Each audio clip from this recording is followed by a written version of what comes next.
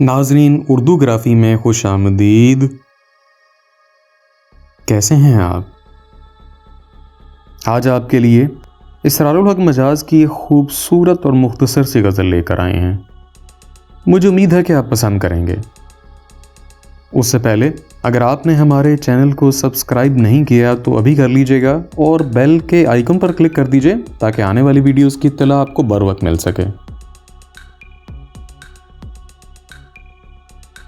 हुस्न को बेहिजाब होना था, शौक को कामयाब होना था।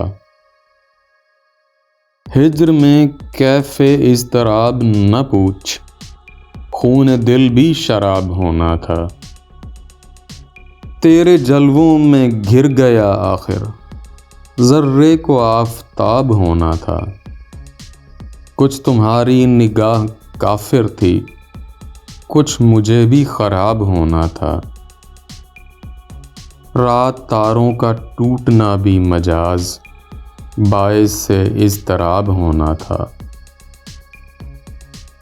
हुस्न को बेहिजाब होना था, शौक को कामयाब होना था। जी, तो कैसी लगी आपको ये मुख्तसर सी गज़ल? मुझे उम्मीद है कि पसंद आई होगी।